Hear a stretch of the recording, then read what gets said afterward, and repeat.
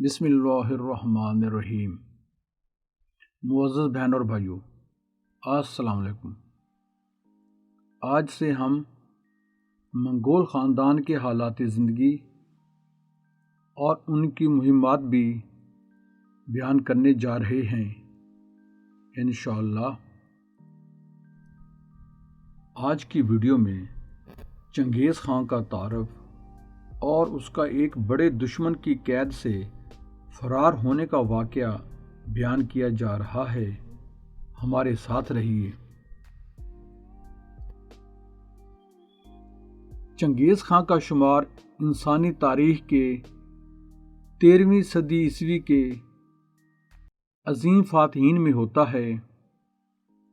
اگرچہ اس کی فوجوں نے چین سے روس تک مہمات سر کی تھیں، لیکن اس کی موت کے 150 سال بعد اس کے جانشینوں کے ہاتھوں اس کی بنائی ہوئی عظیم سلطنت زوال کا شکار ہو گئی۔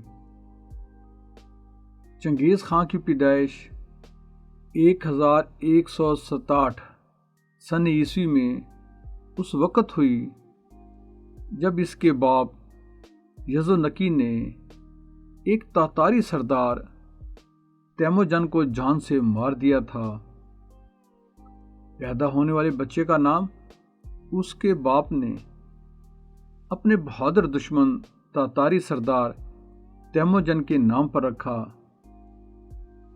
یہ نام دینے کے پیچھے جو عقیدہ کار فرما تھا وہ یہ تھا کہ دشمن فوج کی بہادری اور شجاعت نومولود میں عود کر آئے گی۔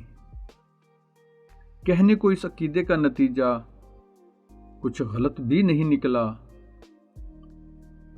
تیموجن کی ابتدائی کامیابیاں ہم نسل تاتار قبائل کے درمیان قبائلی رقابت اور دشمنی کی بنا پر چلنے والی خاندانی جنگوں کے ذریعے حاصل ہوئی تھیں۔ کامیابیوں اور ناکامیوں سے بھرپور کشمکش کے عرصہ 10 سال نے اس شخصیت کو چنگیز خان کے لقب سے مشہور کر دیا۔ چنگیز خان صرف 13 برس کا تھا جب اس کا باپ چل بسا۔ باپ کی اولاد میں سے بڑا ہونے کے سبب چنگیز خان کو باپ کی مسند پر بٹھایا گیا۔ اس مسند پر جو ہر لحاظ سے کانٹوں کی ایک سیج تھی، 13 برس کے ایک بچے کا سردار بن کر بیٹھنا اس زمانے کے قبائلی اور نیم وحشی ماحول میں نہایت کٹن اور جان جوکھوں کا کام تھا۔ اس امر سے اس بات کا اندازہ لگانا قطعی مشکل نہیں کہ چنگیز خان کو ابتدا ہی سے کن نامساعد حالات کا مقابلہ کرنا پڑا۔ تائی جوت قوم کا سردار ترگا تائی اپنی قوم کے لیے بہت کچھ کرنے کا متلاشی تھا تاکہ وہ اپنی قوم کو محکوم قوموں سے نکال کر حاکم قوموں میں شامل کر سکے۔ وہ مغلوں کے ازلی دشمن تھے۔ اس وحشی قوم نے چنگیز خان کے قبیلے پر حملہ کر دیا۔ جنگ کیا تھی؟ لوٹ مار کا بہانہ تھا۔ مغل خیموں میں ہو کا عالم تھا۔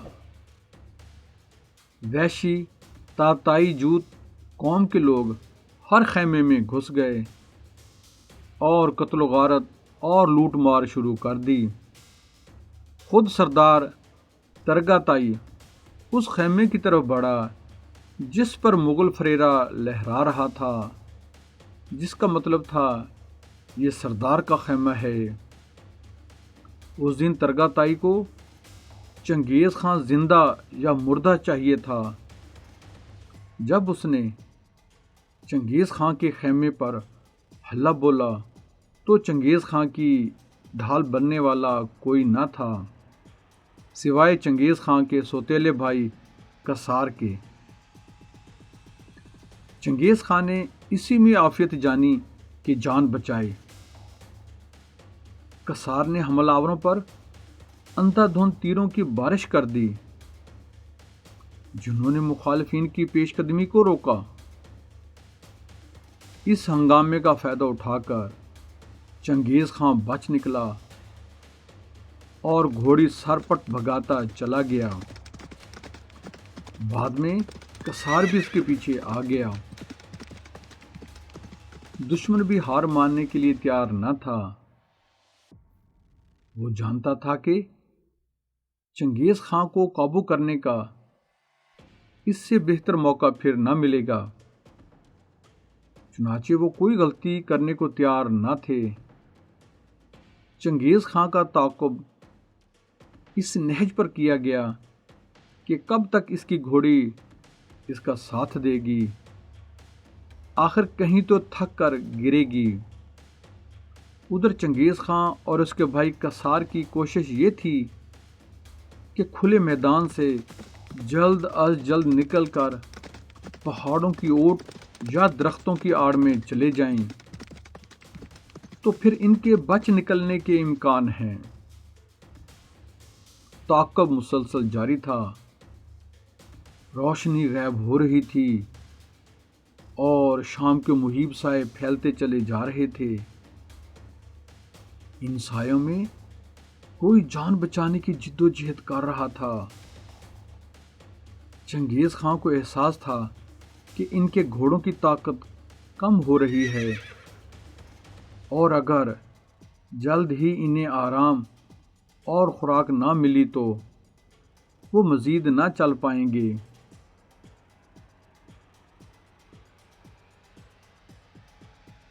لیکن تعاقب کرنے والے انہیں کسی طور پر آرام کی مہلت دینے پر تیار نہ تھے۔